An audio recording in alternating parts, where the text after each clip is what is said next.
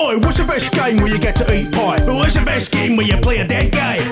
You'll find out in VG247's podcast. Here, what's the best game where you swing from a rope? And what's the best game where you batter the Pope? Assassin's Creed 2. Like I said, you will find out in this here podcast. Hello and welcome to VG247's Best Games Ever podcast, where we attempt to find the best game within a category that barely makes sense as a category, but we have to make the game hard, so there it is. For example, this week we're looking for the best game that you'll never forgive, like how Tom will never forgive any of us for his hairline. I'm joined today by Tom, Alex and Sharif. How you doing? My hairline is receding. It's just a natural order. I hate doing these these calls because I get to see it much more than I normally do. I've got the ring light on at the minute, and like if I lean in, I can see that it's thinner on the top than it used to be because the ring light is shining through the hair, and it is it's quite distressing. I'm hairline wise, I'm not too bad from the front, but see, every time like you're in a shop and you see one of those fucking mirrors, or you see yourself in a security camera from the back. And like the sheer like horror of the lack of hair I have on the back of my head now is like, yeah, I'm usually blissfully unaware of the fact that I'm bald on the top of my head, but now it's like, oh, I hate thinking about it. It's just a reminder that you're going to be dead soon, isn't it? All right. So on that note, Alex, let's hear from you first. What is your best game that you'll never forgive? Sometimes I choose stuff for this podcast that is like the logical choice, based on my knowledge of history and stuff. And sometimes I choose something that I'm choosing for me. And this is one of those occasions. So my pick is Street Fighter Cross Tekken. And it's just, it is a deeply personal thing to me, I guess, but words can't quite describe how serious me and my friends were about Street Fighter at that period of our lives. We used to have fight nights regularly. We would go to physical tournaments and compete against other people. We would play online at least once a week. Yeah. Had a mountainous stack of arcade sticks. I think at that point in my life, I owned like 6 or 7 sticks. And I was really quite good as well. That's the other element. And so naturally, really excited for Street Fighter Cross Tekken. And these were those glory days when you would be able to get early builds of games and publishers wouldn't shit themselves. And so I have very vivid and very fond memories of having a 360 dev kit and a not quite final, but relatively near final, had almost all the characters in it, build of Street Fighter Cross Tekken quite early, and playing that, labbing that with the lads, like having the lads over, and just sort of like within the terms of the embargo, I should be clear. After the preview embargo had expired, we were allowed to play it with other people, which as long as we didn't like take it in public. So I had friends over to my house and we would lab it, and basically, the long story short is that game had loads of potential and was really interesting. Really interesting case of asset reuse, where basically half the game was built already because almost all the Street Fighter characters were just taken from 4. They added a couple of new ones, sort of, so all the Street Fighter characters weren't familiar, but so there was a few that were different, but they reused a lot of stuff from 4, basically. And then they had to build all the Tekken characters. And they did a really good job of reimagining the Tekken characters in a 2D space, reimagining classic Tekken combos in a 2D fighter, all that sort of stuff. But the preview build that I had was significantly far superior to the final build of the game that launched, because the final build of the game was where they crowbarred in a bunch of microtransaction bullshit, with all the gems. They had the gem system and all that sort of stuff. Jesus. So the gems were microtransactions that you could buy. So when you went into battle, you needed to you could equip gems in order to change the parameters, increase your attack speed, defense, health, whatever. This is the dark days of Capcom. Yeah, and gems all had pros and cons. But also it was balanced in such a way where if you didn't have gems, you would get timeouts all the time because you wouldn't be dealing enough damage. and said people on Twitch used to call it Street Fighter Cross Timeout. And in the end, the truth is, Street Fighter Cross Tekken did get to a relatively decent place. I have some fond memories of the last time it was at Evo, I think, where obviously because it's a 2-player game as well, it's not a 2-player game, but because it's a tag game, when they ran it at Evo, they actually ran it as a tag tournament. So you had players paired off, which was a really fun dynamic. Fun. And so you had 2-on-2 sitting in front of screens. And so the guy next to you would be nudging you to tag. And me and my friends played it in a similar way as well. And it did get there in the end. But I truly could just never forgive it for all that microtransaction stuff. And the thing is, the audience couldn't forgive it either. So Capcom did a pretty good job, I think, of rescuing that game. And like the version of that game where if you, I mean, it's 360, right? So the version of that game where you get a disc, you put that disc into your 360 or your PS3 and you play that game, perhaps not the Vita version, who knows? The version of the game that you get today, you download the patches, it's actually pretty decent, but the game never recovered. It never came back from all that. And it's sad. And then the secondary element of this is really for me and my friends, we also never 100% recovered from Cross Tekken in the sense that it really threw a bucket of cold water over our Street Fighter obsession. And although we all still love Street Fighter and we played quite a lot of 5, it's never been the same as it was in that heyday of 4. And I really hope that 6 brings that back, and I've got high hopes for that. It'll bring that feeling back. But that's the other thing I can't forgive it for. So there's 2 elements to this. The first is that I couldn't forgive it for the gems, and therefore, even when the game got better, even booting it left a bad taste in my mouth. And the second element is, I can never forgive it for how it hyped us up, let us down, and really damaged our love for Street Fighter at that time. So I'm a bit surprised, Donaldson, because from what you said to me this morning on Slack, I thought you were just going to go off on one about Star Trek Picard and not even bother mentioning video games at all. Speaking of things that we won't. Yeah. Speaking of things that we can't forgive. Oh God. But yeah, I suppose we can't go off on one about Star Trek because Tom but would Jim, be annoyed. The whole gang is back. It's the whole gang is back and it's terrible. Is Worf in it? Is Worf in it? He's going to be in it at some point. Is Geordie the Forge in it? Yeah. Is the Forge in it? Is Diana Troy in it? Yeah. Wolf's going to be Wesley Crusher Wolf's in going it? to be the mysterious person. Wesley Crusher. Don't know if Wesley Crusher was in the last one. Wesley Crusher was in the last season. Don't know if he's going to be in this one. Is his mum in Doesn't it? make any sense. His mum's in it. Yeah. Is Data in it? No. Well, it's going to be Law, the Borg is kind of. it's going to be Law, isn't it? Is the engine man in it? Is the engine room man in it? What? No. Miles? I don't know. Is he Scottish? Can't remember. Yeah. You mean like Scotty from the original series? No, funnily enough, he's not in it. No, not him. Someone He's thinking else. of Miles. He's thinking of Miles O'Brien. Are you thinking of Colin Meaney? I don't know. I'm just trying to show you my knowledge of Star Trek. I just look at these Generation. posters. Quite and I'm impressed, to be fair.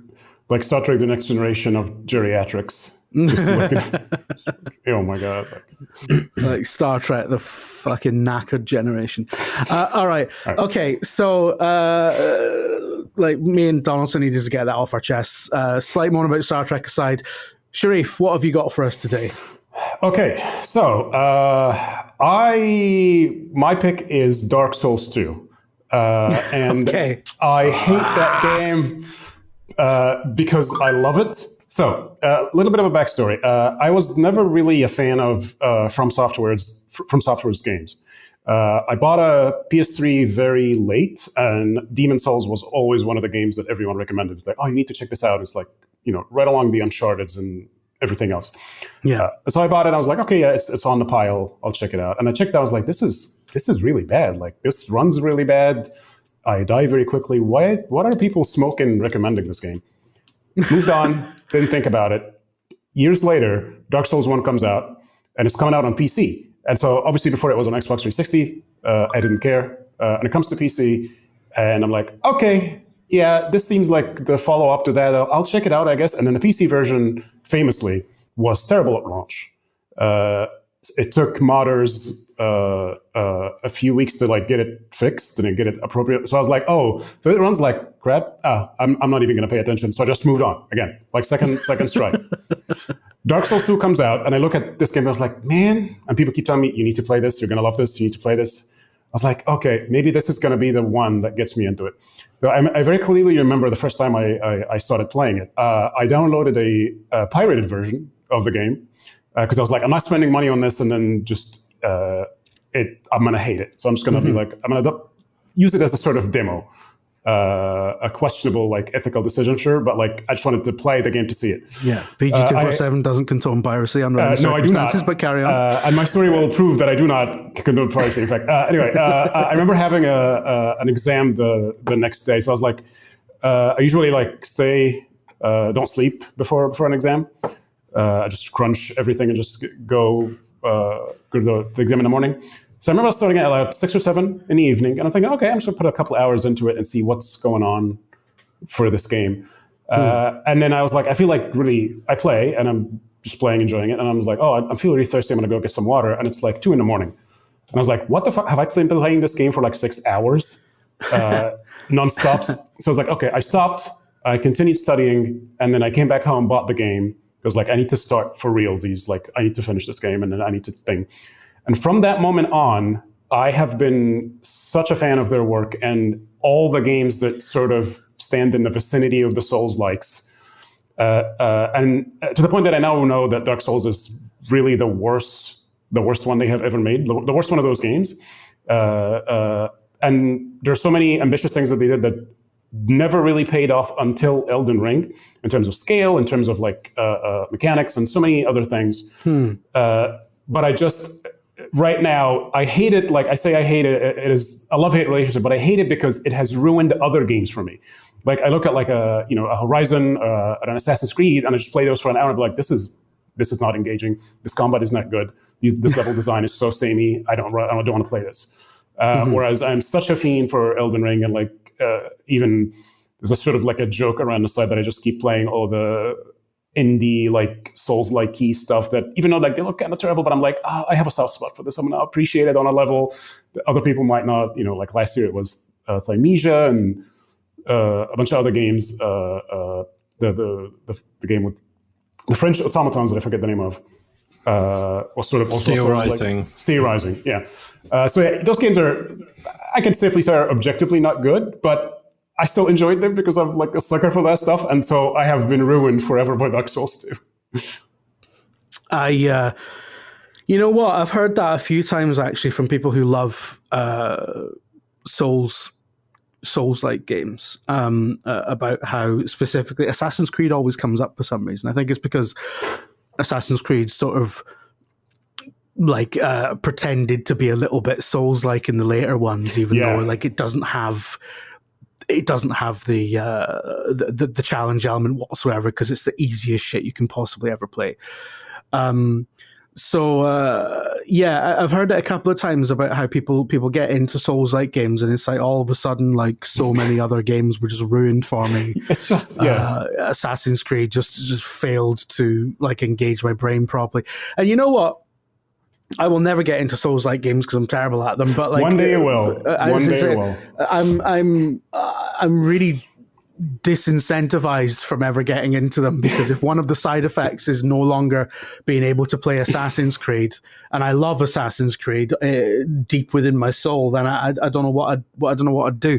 So So that definitely tracks. And also Dark Souls 2, isn't Dark Souls 2 like infamously like as you say, it's the worst one, right? Yeah, it's looked down upon by the community, but at the time I didn't have any reference point. It was like the new thing that I wanted to play, and it was like the third game of like people saying, you need to try this, you're going to love this. And I was like, I tried it once, I didn't love it. Never tried it again. I tried it again. But I could still see some sort of like from a distance, maybe I'll enjoy this, but it was just like almost like circumstances fighting against me. But yeah, Dark Souls is very much looked down upon by the community. Yeah. But ironically, if you play it now and you see the inception of so many of the ideas that they did in Elden Ring that only really made sense in Elden Ring, like it was like too ambitious for its own good. And you can actually like trace that back. Like they share the same director, not Miyazaki, but I was just about to say that. Yeah.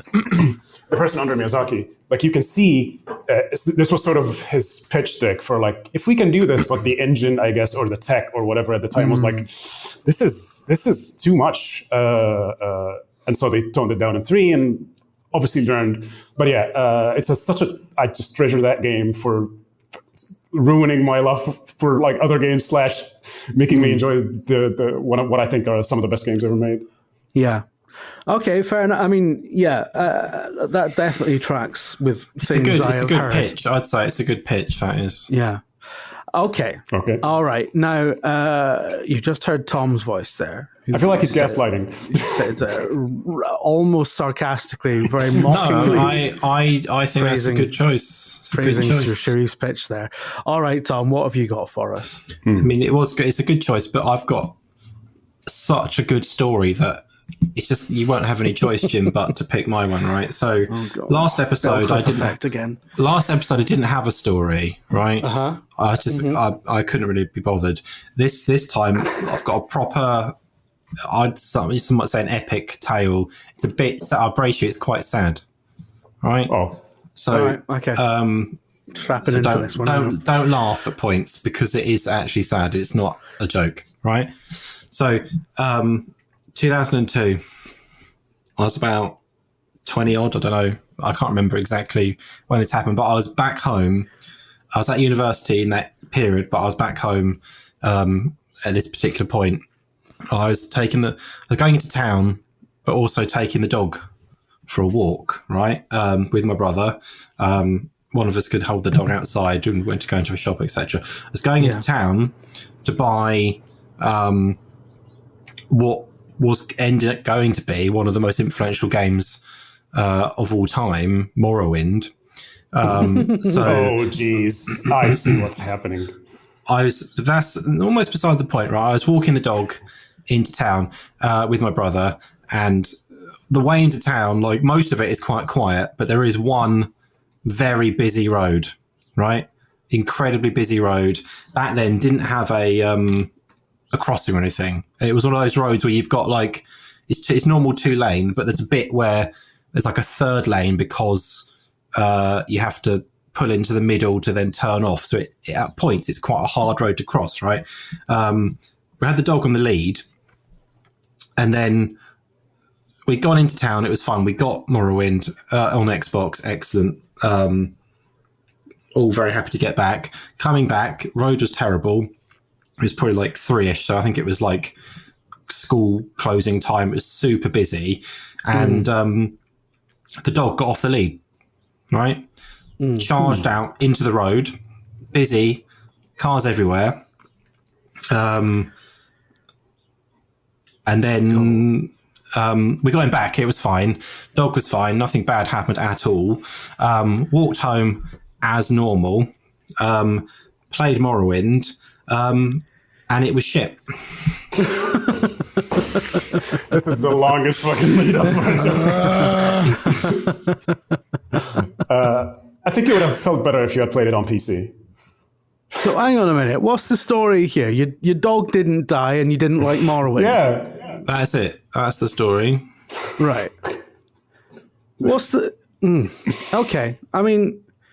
And it was the Xbox version of Morrowind as well, right? Not only was disappointing in that it was so boring and tedious, but also it spawned years and years and years of Jim and his Morrowind stuff.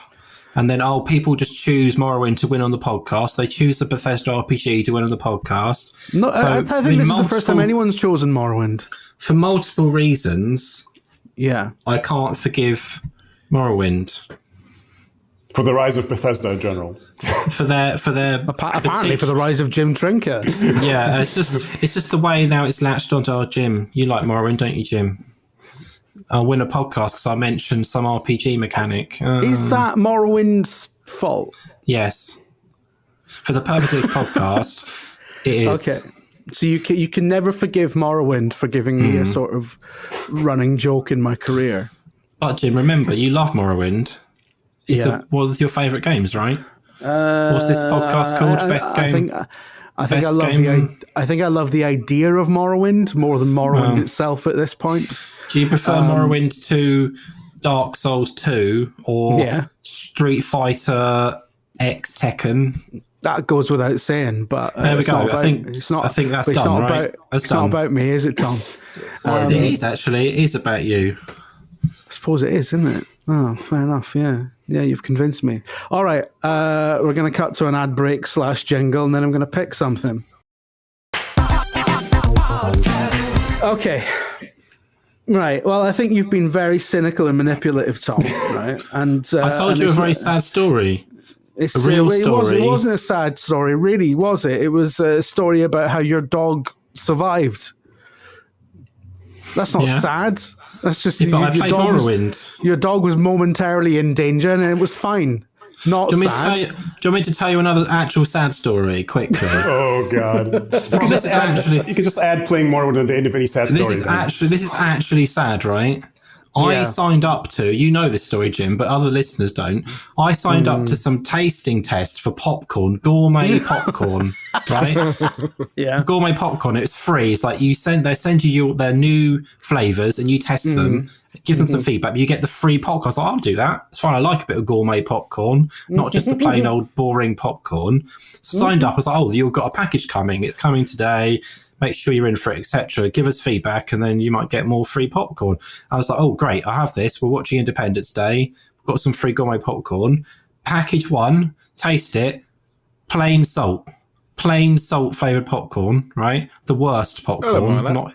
Not gourmet in any way, though, is it? It's not gourmet popcorn. Salt. Depends on the salt. It's sea salt. I was going to say, yeah. Bag 2, salt with some sweet stuff on it. So... That's a sad story there, isn't it, Jim?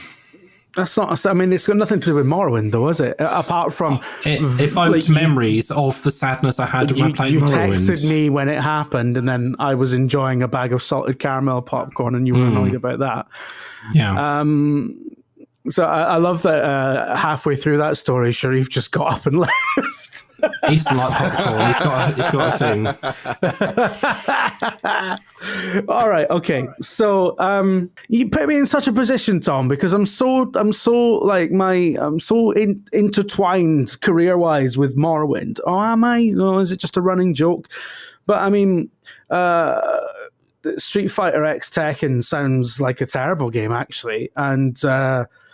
Definitely representative of the worst of a really shitty time for video games in general. Yeah. Okay, so that's not really selling it. I mean, Sharif as well has picked what is classically regarded as he said, classically regarded as the worst Souls game.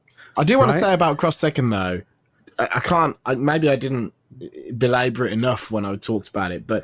That's the real pain, is that it's this creation that is fucked up by, was fucked up by a lot of the worst proclivities of that era. Yeah. But underneath it, there was a really good, really interesting fighting game. And they actually did get it there in the end. But by the time they got it there, it was too late. Everyone had moved on. It could not be forgiven. And that's the real bummer.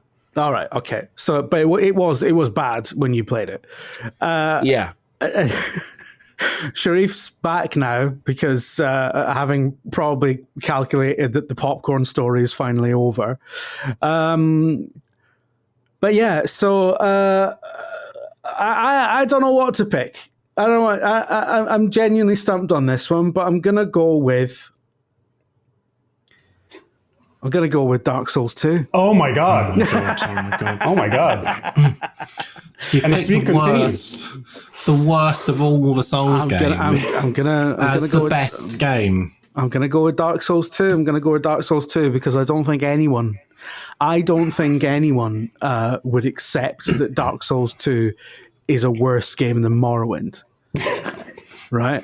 I would, and I hate Morrowind. You would in this instance, Tom. But even in your pitch, you said it was crap. That was the punchline of your pitch. Morrowind is bad. You don't. You love it. It's not about me, though, is it? It's about the game. You just chose it. It's all about you, Jim. And Donaldson. What about my dog? Street Fighter Cross Tekken. The dog's fine. You just said the dog's fine. I also don't think anyone will accept that Street Fighter Cross Tekken is a better game than Dark Souls 2. So I think Sharif's won it. Jim, though all three of you this week said the game was crap, but fine, okay. Jim, yeah. Just as a question, if my dog had been hit by a car, would I have won? No, because I'd have had the memory attached to Morrowind. They'd have been like sealed together as like one memory. It's not Morrowind's fault that your dog was momentarily in danger, though, is it? Well, I suppose not. But I mean, it was the reason I went out. What happened to that dog? Is the dog deceased now? It's dead now. 20 years ago, Jim. Right. I was just going to say, so is the trauma of the dog eventually dying, presumably of old age? Did it live to a ripe old age? It moved out. I never saw it again, and then it has. It's a great died. image. That just. So you weren't that attached to the dog, you're saying, really? That really evokes the image of the dog packing its bags. I mean, it was my uncle's dog. My uncle lived with me at the time, lived in our house, and but this dog was like the dog of the house for all my childhood. So it was our dog, but it was. Oh, right. So by the time Morrowind came out, this dog was on its last legs, really. Like, it wouldn't have been a surprise. Something would have got it eventually. What if it was Morrowind that drove it away? Because it ran off the leash when you got it as a sort of sign to let you know. And then you played Morrowind at home, and the dog was like, "Oh, fuck this! I'm backing off." Shit. Yeah, it could have been. Yeah. All right. Okay. I can't accept the link between the two things, because when Bill Cliff does it, he ties them together really well. Tom, you got to work on that. All right. Well, I came up with this literal in minutes. Bill Cliff's there workshopping it with his wife. All right. Okay. Look, Dark Souls 2 is the best game that Sharif can't forgive. And it's going in. All right, let's leave it there before things get heated. Like I said, you will find out in this here podcast. If you enjoyed the show, please give us a 5-star review wherever you get your podcast. It really helps us get the word out. We're not just a podcast, of course. If you'd like to hear more from the team, then check out VG247.com for our fantastic news coverage, features, reviews, and game guides. Thank you so much for listening. Goodbye.